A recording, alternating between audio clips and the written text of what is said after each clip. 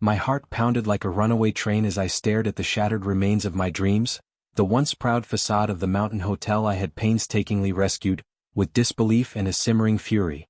I had poured every ounce of my soul into saving that hotel from ruin, turning it into a beacon of hope and heritage. And now, in one reckless act, my own brother had destroyed it. I remember the sound of shattering glass and his mocking laugh echoing in my ears, as if he'd enjoyed every moment of my agony. In that gut-wrenching instant, I vowed that he would pay dearly for his betrayal. He would regret it in the best way possible. I grew up in the shadow of that old mountain lodge, a weathered hotel that had been our family's pride for generations. My father had built it from scratch with his own two hands, and it was more than just a building to us. It was a repository of memories, a testament to our family's perseverance in the rugged wilderness. When the hotel fell into disrepair after my father's passing, I was determined to restore it to its former glory. I invested every penny I could muster from my modest earnings, spent sleepless nights coordinating renovations, and rallied a small team of loyal employees who believed in the vision I held dear. Slowly the lodge began to transform. A faded facade was repainted in warm, welcoming colors. Crumbling corridors were revived with new carpet and refurbished lighting. The dining hall, once silent and barren, started echoing with laughter and clinking glasses. I even managed to secure local investors who recognized the hotel's potential. The transformation was not instantaneous, but over 3 long years, I built it into a thriving boutique hotel that became a beloved landmark in our mountain town. Then, in a moment that shattered the quiet progress I'd fought so hard to achieve, my brother Andrew took a series of reckless actions that led to the hotel's downfall. I had always known Andrew to be impulsive, a man who thrived on chaos and didn't think about consequences, but I never imagined he would sabotage the legacy we both shared.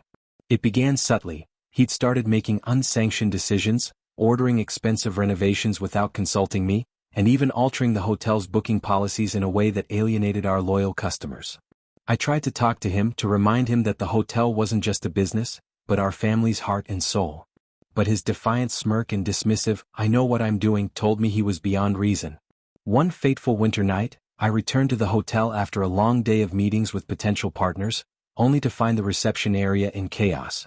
The grand lobby, once meticulously maintained, was in disarray. Staff members were arguing, and a stunned silence hung in the air as I approached the front desk. In the midst of the turmoil, I caught sight of Andrew, a look of twisted satisfaction etched across his face, as he nonchalantly explained to a furious employee that he had done what needed to be done to shake up the business. Before I could react, a phone rang and I listened in horror as I overheard him boasting to a friend on the line, "I ruined it, and now no one will ever come back to that dump." The words hit me like a sledgehammer. The hotel I had resurrected was being destroyed from within by the very person I had once called family. In the days that followed, the damage became undeniable. Our bookings plummeted, and longtime clients, disillusioned by the sudden changes and erratic management, began canceling reservations. Social media posts painted a grim picture, disgruntled guests complaining about unprofessional service and a loss of the warm, familial charm that had once made the lodge special.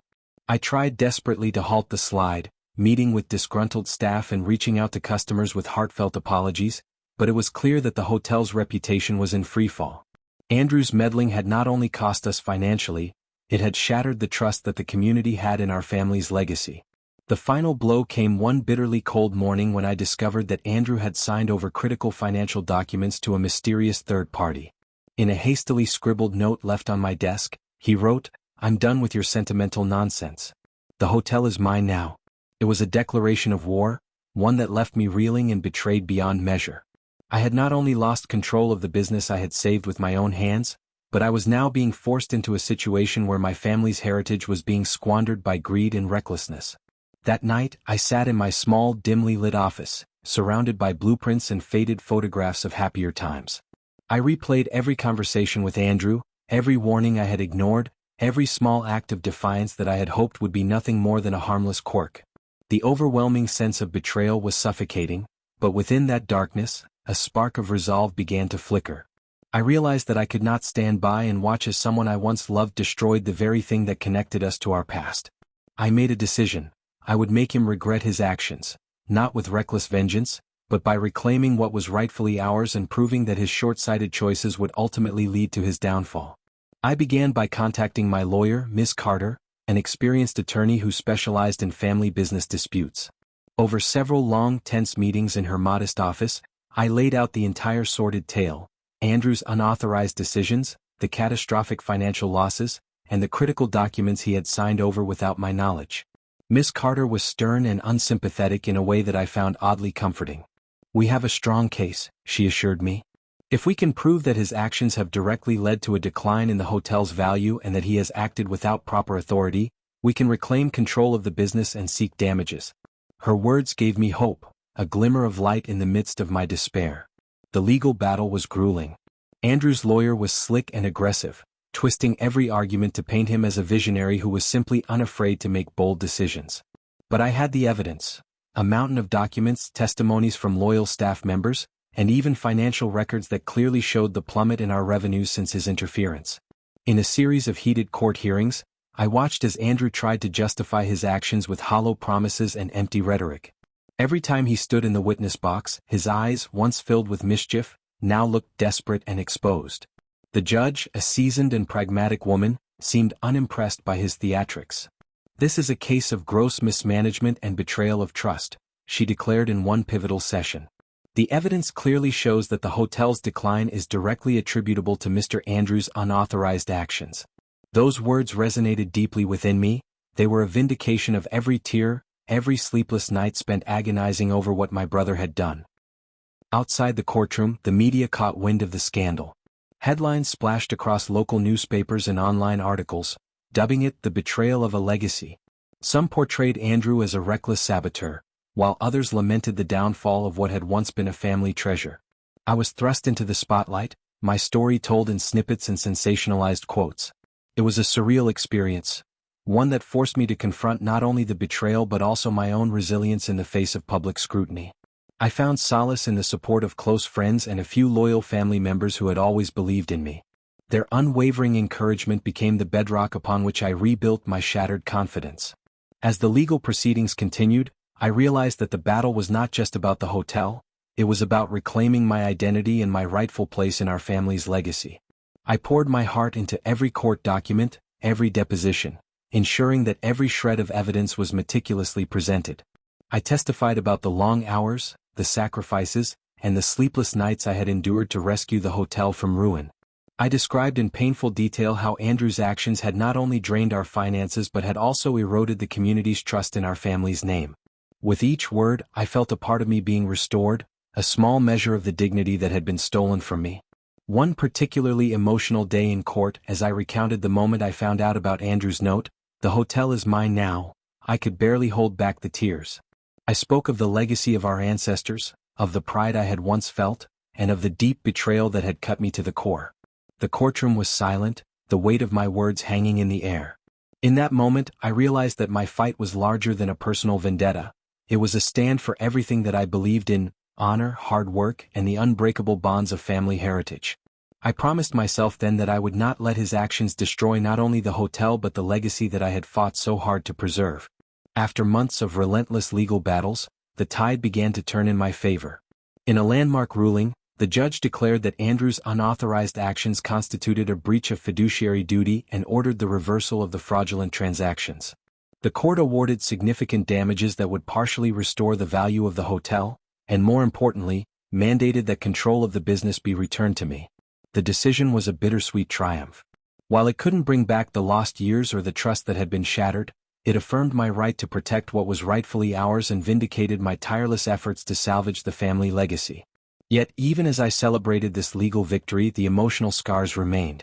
I could still feel the sting of that fateful night, the shock of hearing Andrew's callous laughter, the anguish of knowing that the hotel, the symbol of my family's history, had been so callously destroyed. But with each day that passed, as I walked through the newly renovated lobby of the hotel, now bustling once again with satisfied guests and warm conversations, I felt a gradual healing. I had transformed my pain into purpose, channeling the bitterness of betrayal into a relentless drive to rebuild not only the business but my own life.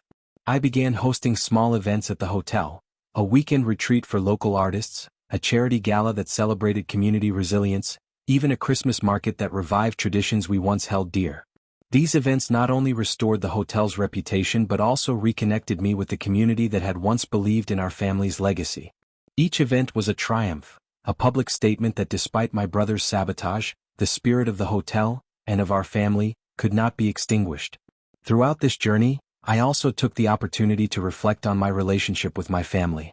I reached out to distant relatives who had long felt marginalized by Andrew's reckless behavior, rebuilding bridges that had been burned by years of betrayal. I learned that some wounds, while deep, could eventually be healed with honesty, communication, and time. My mother, who had silently borne the weight of our father's passing and the subsequent family turmoil, began to express regret over the decisions that had led to Andrew's unchecked actions. Slowly, our family dynamics started to shift, with more members speaking out about the need to honor our shared legacy rather than tear it apart. There were nights when I would stand on the hotel's balcony, gazing out at the snow-capped mountains and the twinkling lights of our town below, and I would feel a mix of melancholy and triumph. The hotel, a once-forgotten relic of a bygone era, now pulsed with new life and hope, a symbol of resilience born from betrayal. I often thought about the price of betrayal not just in financial terms, but in the loss of trust, the erosion of family bonds, and the shattering of dreams. I realized that while I could never fully erase the hurt caused by Andrew's actions, I could choose to let that pain fuel my determination to rise above it. In the years that followed, the hotel became a thriving hub of community activity. I invested in new technology, revamped our marketing strategies, and even introduced sustainable practices that made us a leader in eco-friendly hospitality. The business that had once been on the brink of collapse was now a shining example of what resilience and determination could achieve. Investors took notice, and soon I was approached by several venture capitalists interested in expanding the brand. But I remained cautious, determined to preserve the values and traditions that had given the hotel its soul. My personal growth was mirrored by the transformation of the hotel. I became a respected figure in the local business community, known not just for my financial acumen but for my unwavering commitment to preserving our family's legacy. I spoke at conferences, mentoring young entrepreneurs and sharing the painful lessons of betrayal and the importance of integrity. I wrote articles about overcoming adversity in family-run businesses, and slowly my story began to resonate with others who had faced similar challenges. Each accolade, each word of support, was a reminder that I had not been defeated, I had simply been forced to reinvent myself. Throughout this long and arduous journey, I never forgot the moment my brother's betrayal had shattered my world. I kept that memory as both a warning and a source of strength, a reminder that true resilience is forged in the fires of hardship. I continued to document my progress in a personal journal, writing letters to myself that chronicled the ups and downs of rebuilding my life. In those pages, I found a voice that was both raw and unfiltered, a voice that spoke of pain but also of hope, of loss but also of the promise of a better tomorrow. One crisp spring morning, nearly 2 years after that fateful phone call, I received a letter from Andrew. In it, he expressed regret, acknowledging that his actions had been reckless and driven by his own insecurities. He wrote of how he had lost not only a hotel but a part of his own soul by betraying the trust that had been placed in him. The letter was fraught with emotion, apologies, explanations, and a plea for forgiveness. I read it over and over, torn between the lingering bitterness and the part of me that still yearned for reconciliation. Ultimately, I chose not to respond. Forgiveness, I realized, was a gift meant for oneself, not a means to absolve another's misdeeds. I had made him regret it in the best way possible, by rebuilding my life, reclaiming the legacy, and proving that betrayal could never diminish my worth. Now, as I sit in the bustling lobby of the restored hotel, watching guests check in with smiles and laughter, I reflect on the long road that brought me here. The scars of betrayal remain, etched into my heart as a reminder of the pain I endured. But they have also become symbols of my resilience, a testament to the fact that even in the face of family treachery, one can rise, rebuild, and triumph.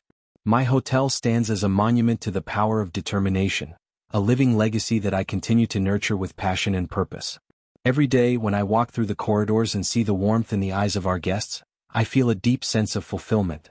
I remember the nights of anguish, the legal battles, the cold words of betrayal, and I also remember how I fought back, how I reclaimed my future with unwavering strength.